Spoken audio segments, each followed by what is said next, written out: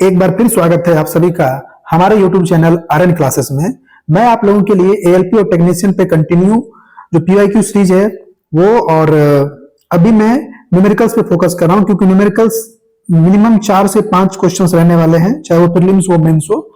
इसी करीब में ये न्यूमेरिकल्स का क्लास नंबर 2 है और आज में मैक्सिमम जो क्वेश्चन है वो विद्युत चैप्टर का क्वेश्चन है। तो आइए हम लोग इसको सॉल्व करते हैं और देखते हैं कि किस किस तरीके का क्वेश्चन एग्जाम में पूछ सकता है, और ये सारे के सारे रेलवे के एग्जाम में पूछे हुए क्वेश्चंस हैं। तो ये शुरू करते हैं। पहला क्वेश्चन है कि एक परिपथ दिया गया है, आप लोग देख सकते हैं। इस परिपथ में 2 प्रतिरोध लगा हुआ है, एक 4 ओम का और एक 6 ओम का, और एक बैटरी है जिसका वोल्टेज है 5 ओम। ठीक है, तो पूछ रहा है कि 4 ओम प्रतिरोध के टर्मिनलों के बीच विभवानुपात ज्ञात कीजिए, यानी कि इस टर्मिनल के बीच में पूछ रहा है वोल्टेज कितना होगा, ये आपसे पूछ रहा है। तो आपको पता होना चाहिए कि जब ये श्रेणी क्रम में है, ये तो पता है ये किस क्रम में है, ये श्रेणी क्रम में है। जब श्रेणी क्रम में प्रतिरोध रहता है तो उसमें करंट का मान क्या होता है, समान होता है। तो पहले हम करंट निकालते हैं। करंट निकालने के लिए आपको क्या करना पड़ेगा, जो तुल्य प्रतिरोध है वो निकालना पड़ेगा, यानी कि R जो इक्विवेलेंट नेट है वो हो जाएगा 4 ओम प्लस 6 ओम बराबर 10 ओम। आपका तुल्य निकल गया। वोल्टेज दिया गया है कितना, 5 वोल्ट। तो पहले हम लोग करंट निकालेंगे तो क्या होता है, ओम्स लॉ पढ़े हैं। According to Ohm's law V बराबर होता है IR। वोल्टेज है 5, I तो आपको निकालना है करंट, और रेसिस्टेंस है प्रतिरोध है 10। तो यहां से I का जो मान निकल जाएगा 1/2 एम्पियर निकल के आएगा। यहां तक तो कोई दिक्कत नहीं हुआ होगा आपको। अब पूछ रहा है कि 4 ओम प्रतिरोध वाले के टर्मिनल के बीच में विभवानुपात ज्ञात कीजिए। तो वो पता है करंट तो समान रहेगा, यानी कि करंट आपका निकल के आ गया है 1/2 एम्पियर। 4 ओम रेसिस्टेंट कितना है, यहाँ पे 4 ओम है। तो करंट अति वोल्टेज निकालना है आपको, तो वोल्टेज निकाल दीजिए। तो वोल्टेज क्या हो जाएगा, V बराबर I into R। Ohm's law से जो हम लोग I निकाले थे वो कितना निकाले थे, 1/2 एम्पियर, यानी कि 1/2। और रेसिस्टेंस कौन सा, जो 4 ओम वाला है उसके आसपास का पूछ रहा है, तो उसको कट कटा के आ जाएगा 2 वोल्ट। देखिए ऑप्शन में है कि नहीं, 2 वोल्ट है। ऑप्शन नंबर ए इसका करेक्ट आंसर हो जाएगा, 2 वोल्ट। क्लियर, समझ में आ गया। आइए अगला क्वेश्चन हम लोग देखते हैं। अगला क्वेश्चन क्या है, अगला क्वेश्चन बहुत ही प्यारा क्वेश्चन है कि 3 ये ग्राफ दिया गया है। ये धारा का है, y एक्सिस धारा का मान बता रहा है, और जो x एक्सिस है वो वोल्टेज का मान बता रहा है। तो आपको बताना है इस क्वेश्चन में R1, R2 और R3 के बीच के संबंध को बताना है। देखिए इस क्वेश्चन में जो R3 है,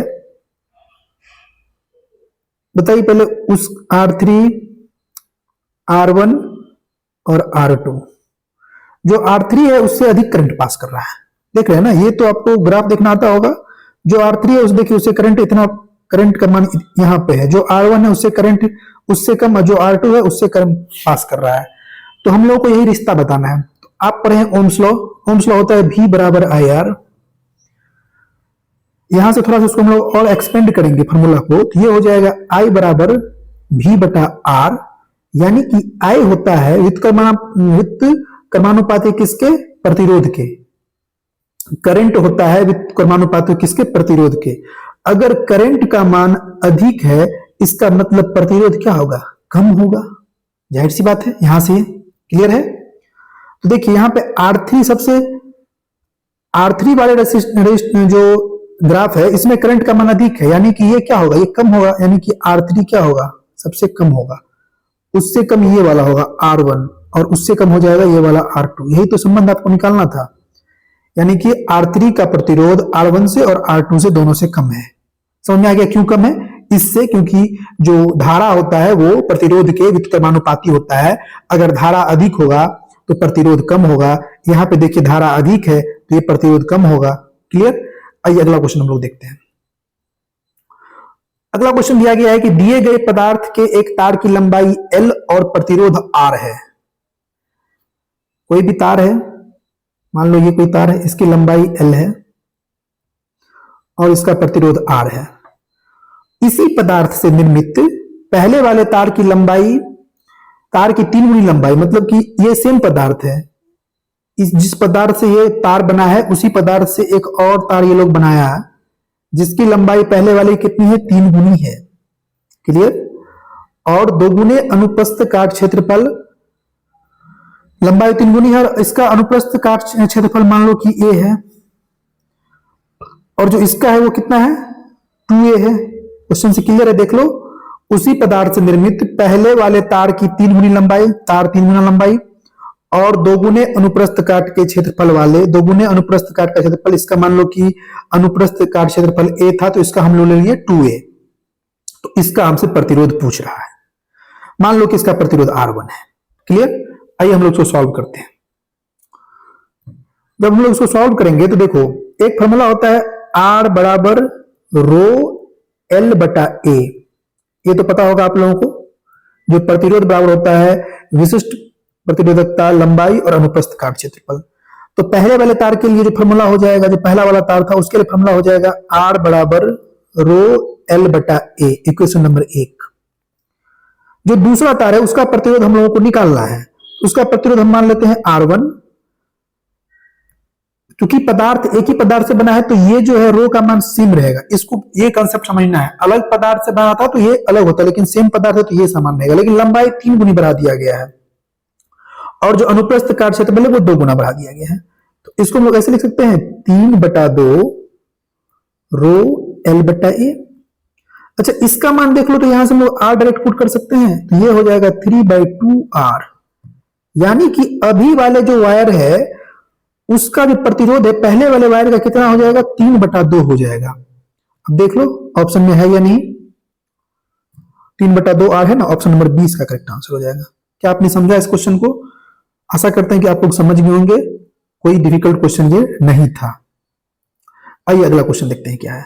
किसी दिए गए पदार्थ के एक तार की लंबाई L और प्रतिरोध R है। सेम क्वेश्चन है। मान लो कि ये कोई तार है जिसकी लंबाई L है, इसका प्रतिरोध कितना दिया गया है, R दिया गया है, और इसका अनुप्रस्थ काट क्षेत्रफल हम लोग मान लेते हैं कि A है। फॉर्मूला होता है R बराबर रो L बटा A। इसको मान लो क्वेश्चन नंबर 1, क्योंकि ये इतना काम तो आपको करना ही पड़ेगा क्योंकि इसमें आपको संबंध निकालना है। ठीक है। अब नया क्या कांड किया है, देखो, उसी पदार्थ से निर्मित 9 गुनी लंबाई और समान अनुप्रस्थ काट के क्षेत्रफल वाले तार का प्रतिरोध पूछ रहा है। मतलब कि अब जो लंबाई हो गया तार का वो हो गया है 9 गुना 9L। पदार्थ सेम है तो रो का मान सेम होगा, और जो आपका ये अनुप्रस्थ काट क्षेत्रफल है वो भी A ही है। अब लगाओ फॉर्मूला। जब अब फॉर्मूला लगाएंगे हम लोग तो जो R न्यू हो जाएगा नए वाले तार का प्रतिरोध वो हो जाएगा रो L बटा A। रो तो समान होगा क्योंकि पदार्थ समान, लंबाई कितना बढ़ गया, 9 गुना बढ़ गया, और एरिया कितना है उतना का उतना ही है। थोड़ा इसको और सॉल्व करेंगे तो ये हो जाएगा 9 रो L बटा A। अच्छा, इसका मान देखो तो पीछे वाले साइड से कितना है, इसका मान देखो R के बराबर है, इसके बराबर है, R के बराबर है। तो आगे बढ़ो तो 9R, यानी कि जो नया वाला जो प्रतिरोध है वो पुराने वाले प्रतिरोध के 9 गुना हो जाएगा। यही रिश्ता निकल के आया है दोनों के बीच में। तो इसका करेक्ट आंसर हो जाएगा 9R। क्या हो जाएगा, 9R। ध्यान रखिएगा, इजी क्वेश्चन था ये भी। अगला क्वेश्चन देखिए क्या है। जब किसी चालक पर 24 वोल्ट का विभव आरोपित किया जाता है। जब भी न्यूमेरिकल सॉल्व करो, क्वेश्चन में क्या क्या दिया गया है उसको पहले लिखो। मेरा ये मानना है न्यूमेरिकल सॉल्व करने का यही बेस्ट तरीका है। वोल्टेज दे रखा है कितना, 24 वोल्ट, और धारा दे रखा है कितना, करंट दे रखा है इसमें कितना, 96 माइक्रो एम्पियर। यानी कि ये हो जाएगा 96 गुना 10 के पावर -3 एम्पियर। क्लियर। तो चालक का प्रतिरोध पूछ रहा है, वेरी इजी क्वेश्चन। V बराबर IR पूछ रहा है, R का मान, तो R बराबर हो जाएगा V बट्टा I। वोल्टेज दिया गया है 24 वोल्ट, और जो करंट है वो है 96 गुना 10 के पावर -3। इसको थोड़ा और सॉल्व करेंगे हम लोग तो ये 24 से 96 हो जाएगा। ऊपर में क्या होगा जरा बताना, ऊपर में ये 10 जाएगा तो 10 के पावर -3 तो 1000 हो जाएगा, नीचे में हो जाएगा 4। इसको जरा कट कर दो तो ये हो जाएगा 250 ओम। ऑप्शन नंबर 20 का करेक्ट आंसर हो जाएगा। क्या इसमें कुछ था, कुछ भी नहीं था, बहुत आसान क्वेश्चन था ये। बस फॉर्मूला पता होना चाहिए, आप लोग उसको आराम से कर लोगे। 4 ओम प्रतिरोध को प्राप्त करने के लिए 12 ओम के कितने प्रतिरोध को समांतर क्रम में संयोजन किया जाना चाहिए? मतलब 12 ओम वाला 12 ओम वाला पैरेलल में, पहले क्वेश्चन समझो, कितना प्रतिरोध लगाएं कि ताकि सबका जो नेट है वो 4 ओम निकल के आ जाए, समानांतर में, श्रेणी में नहीं, समानांतर में। तो इसको हम लोग सॉल्व करते, देखिए कैसे सॉल्व करते हैं। मैं आपको बता दूं कि आपको निकालना कितना है, फॉर्मूला होता है 1/r नेट बराबर 1/r 1 1/r2 जोड़ 1/r3 जो डॉट डॉट डॉट डॉट। आपका जो टोटल निकालना है, टोटल दिया गया कितना 4 ओम का है, और जो कितने ओम के प्रतिरोध को जोड़ा गया है तो 12 ओम के 1/12 जोड़ 1/12 जोड़, अब कितना है यही तो पूछ रहा है, तो मान लेते हैं कि टोटल n है तो n/12 हो जाएगा। होगा कि नहीं होगा ये बताइए? यही तो n का मान पूछ रहा है हमसे। अब इसको जरा सॉल्व करते हैं, इसको जब जोड़ोगे तो ये क्या हो जाएगा,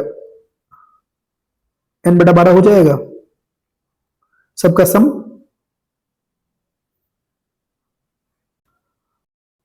हाँ तो हम लोग कहां थे, तो इसको कट कर दो, जब इसको कट करेंगे तो ये हो जाएगा 4 × 12 यानी कि n बराबर 3। कहने का मतलब 12 ओम का जो है सो कितना 3, 12 ओम का 3 रजिस्टर प्रतिरोध को जब हम लोग श्रेणी में समांतर क्रम में जोड़ेंगे तब जाके इसका जो ये समतुल्य है, जो संयोजन है वो 4 प्रतिरोधक 4 ओम निकल के आएगा। तो ऑप्शन नंबर सी इसका करेक्ट आंसर हो जाएगा 3 प्रतिरोधक। ठीक है, आइए अगला क्वेश्चन हम लोग देखते हैं। अगला क्वेश्चन दिया गया है कि रिक्त स्थानों को सबसे उपयुक्त विकल्प भरें। एएलपी का पूछा हुआ क्वेश्चन है। देखो पहले तो ये 18 वोल्ट है, ये 3 दिया गया तो यहाँ कितना होगा, प्रोबेबली 6 हो जाएगा, इतना तो पता है 6 × 3 18 होता है। अब 6 के साथ जो यूनिट है वो कौन सा आएगा, तो आपको बता दूं, आप लोगों ने यहाँ पे वोल्ट दिया रखा है और यहाँ पे ओम दे रखा है। आपने ओम लॉ पढ़ा है, V बराबर I × R होता है। जो V है उसका इकाई होता है वोल्ट, जो I है उसका इकाई होता है क्या, I का धारा का इकाई क्या होता है एम्पियर, और R का होता है प्रतिरोध यानी कि ओम, प्रतिरोध का ओम होता है। देखो यहाँ पे वोल्ट दिया गया है, ओम दिया गया है, तो जो यहाँ पे 6 होगा इसके साथ क्या होगा एम्पियर आएगा। Option number B correct answer हो जाएगा। बहुत ही आसान क्वेश्चन था ये। अगला क्वेश्चन क्या है, 100 वाट के बल्ब को प्रतिदिन 5 घंटा उपयोग किया जाता है तो 3 दिनों में बल्ब द्वारा कितनी ऊर्जा खपत होगी, यानी कि यूनिट पूछ रहा है। तो पहले हम लोग निकाल लेते हैं क्या, कितना वाट है वो देख लो। तो 100 वाट है पावर, अच्छा 100 वाट को हम लोग किलो वाट आवर में क्यों नहीं कन्वर्ट कर ले, 1 2 3 यानी कि ये खत्म, यानी कि 0.1 किलोवाट निकल के आ जाएगा पावर। समय कितना है टाइम, तो 3 दिन 1 दिन में 5 घंटा यानी कि टोटल कितना निकल गया 15 घंटा। अब पूछ क्या रहा है आपसे, पूछ रहा है ऊर्जा खपत, तो एनर्जी बराबर क्या हो जाएगा P × T यानी कि किलोवाट, 1 किलोवाट 0.1 किलोवाट गुना 15 घंटा, तो यानी कितना आ जाएगा ये बताओ 1.5 किलोवाट आवर होगा कि नहीं होगा, और इसी को तो हम लोग यूनिट कहते हैं यानी कि 1.5 यूनिट। ऑप्शन नंबर ए इसका करेक्ट आंसर हो जाएगा। ये भी आसान क्वेश्चन था, इसमें भी कोई ऐसा दिक्कत नहीं था। आइए अगला क्वेश्चन देखते हैं क्या है। धातु के 2 तार ए और बी एक ही पदार्थ से बने हैं, तार ए की लंबाई और त्रिज्या r है। ठीक है, तो ये है, मान लो कि तुम्हारा तार ए, इसकी लंबाई l है और त्रिज्या r है। त्रिज्या r है, इसका मतलब जो है इसका एरिया कितना हो जाएगा अनुप्रस्थ काट क्षेत्रफल का, तो πr² हो जाएगा। हाँ, तो ये हमारा तार ए था। एक तार बी है जिसकी लंबाई कितनी है 2l है, और इसका जो त्रिज्या है वो कितना है 2r है, यानी कि जो इसका जो एरिया निकल के आ जाएगा वो क्या हो जाएगा πr², तो हो जाएगा 4r² हो जाएगा कि नहीं हो जाएगा। दोनों एक मेटेरियल से बना है तो दोनों का जो रेसिस्टिविटी होगा, प्रतिरोधकता रो होगा, इसका भी रो हो जाएगा, मटेरियल एक ही है। तो पूछ रहा है कि तार ए और तार बी के प्रतिरोधों का अनुपात ज्ञात कीजिए। बहुत ही आसान क्वेश्चन है, आइए हम लोग इसको सॉल्व करते हैं। तार ए का प्रतिरोध मान लेते हैं कि आर ए बराबर हो जाएगा रो एल बट्टा में ए। इसकी लंबाई तो एल ही थी और एरिया था इसका pi r square. Option number A, equation 1 मान लो। जो तार बी है उसके लिए फॉर्मूला जब लगाते हैं हम लोग रो एल बट्टा ए, तो ये तो समान है। लंबाई कितनी इसकी कर दी गई देख लो, लंबाई है 2 गुना और एरिया है 4 पाई आर स्क्वायर। लंबाई है 2 गुना और एरिया कितना हो गया है 4 पाई आर स्क्वायर। इसको थोड़ा और सॉल्व करोगे तो ये 2 से 2 कट जाएगा, यानी कि इसको लिख सकते हैं 1/2 आर एल बटा पाई आर स्क्वायर। अच्छा, इसका मान जो है, इसका मान किसके बराबर है 1/2 आर ए के बराबर है कि नहीं है। थोड़ा और इसको हम लोग सॉल्व करें तो जो आर बी है, प्रतिरोध बी कितना निकल जाएगा 1/2 प्रतिरोध ए। यहां से अगर हम लोग दोनों का रेशियो निकाल ले आर ए बटा आर बी, तो ये कितना निकल के आ जाएगा जरा बताना। ये निकल के आ जाएगा 2:1। सॉल्व करना था बस, कुछ नहीं था इसमें, कोई ऐसा क्वेश्चन नहीं कि बहुत बड़ा है, बहुत इजी क्वेश्चन है। तो ये हो जाएगा 2:1, इसका करेक्ट आंसर हो जाएगा। देखिए ऑप्शन में है या नहीं। ऑप्शन नंबर 20 का करेक्ट आंसर हो जाएगा 2:1, क्योंकि ए और बी का पूछ रहा था इसीलिए। अगला क्वेश्चन क्या है देखते हैं। अगला क्वेश्चन है 5 मीटर पर सेकंड की गति से गतिशील 22 केजी वजन वाले वस्तु का गतिज ऊर्जा कितना होगा। ये बहुत ही आसान क्वेश्चन है। वेलोसिटी दे रखा है 5 मीटर पर सेकंड और जो वेट दे रखा है वो देखा है, मास दे रखा है वो दे रखा है 22 केजी। काइनेटिक एनर्जी पूछ रहा है, के बराबर होता है ½ mv²। थोड़ा और सॉल्व करोगे तो मास है इसका कितना 22 और ये हो जाएगा 5 गुना 5 11 55 55 275 जूल। ऑप्शन नंबर ए इसका करेक्ट आंसर हो जाएगा। अब मैं आपको बता दूं कि ये मैंने इसमें जो मेन हमने फोकस किया वो इलेक्ट्रिसिटी चैप्टर पर फोकस किया। ये हमारा क्लास नंबर 2 था। इस पे मैं 3 क्लास और लाऊंगा ताकि हर टॉपिक के जो मुख्य मुख्य क्वेश्चन है वो आप लोगों को मैं दिखा दूं किस तरीके से बनता है। तो बहुत जल्द मिलते हैं अगले क्लास में। तब तक के लिए आप लोग इस वीडियो को कैसा लगा चैनल को सब्सक्राइब कर लीजिए, लाइक कीजिए, कमेंट कीजिए। मिलते हैं अगले क्लास में, तब तक के लिए धन्यवाद।